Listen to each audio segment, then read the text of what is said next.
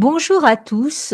Nous continuons notre série Qu'est-ce à dire en langage messe et après avoir vu la procession passer, eh bien figurez-vous que cette procession, elle passe dans un certain ordre et que bien sûr cet ordre est codifié depuis plus de 20 siècles, que petit à petit nos Eucharisties se sont installés, ont mûri, nous se sont dans leur système.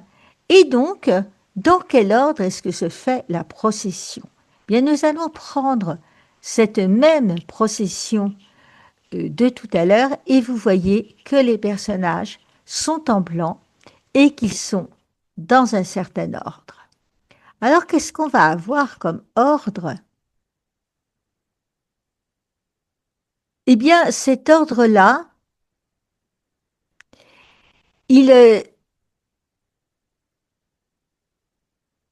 il est destiné, en fait, il nous montre, il décrit les processions en Dieu. Elle est conduite par le turiféraire.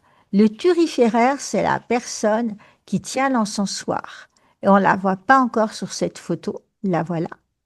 Et le turiféraire, il est en train de nous dire que la messe est prière, que l'encens va faire monter vers Dieu la prière. Bien entendu, rassurez-vous, on en reparlera de cet encens.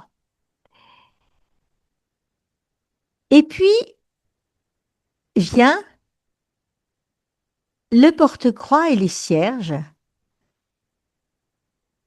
la croix, signe de notre salut. La croix nous dit que nous sommes sauvés par Jésus, mort en croix, et nous les avons vus passer comme Élie a entendu, a vu, laissé passer Dieu caché derrière un rocher. Vous en souvenez la dernière fois. Nous les avons vus passer, qui montrant le chemin que parcourt l'Église pèlerine jusqu'à la Jérusalem céleste. Et on commence par l'encens, ensuite la croix qui nous dit le salut, les porte-croix, les porte-cierges pour nous dire la lumière du monde, que Jésus est lumière du monde. Voilà les cierges qui arrivent. Alors, les cierges vont être mis soit sur l'autel, soit autour de l'autel. Nous en avons parlé dans des vidéos précédentes. Au moins deux cierges, l'un pour l'Ancien Testament, l'autre pour le Nouveau, s'il vous plaît. Ce sont nos règles liturgiques, mais les cierges disent Jésus est lumière du monde. Ensuite, il va y avoir les cierges, donc on a dit la lumière, l'évangéliaire, la parole de Dieu. Alors, il y a des règles pour porter la parole de Dieu, et vous avez remarqué que ce sont des personnes en blanc qui portent l'évangéliaire en le montrant. Suit les assistants des personnes en blanc, vous les voyez ici, les personnes vêtues de blanc.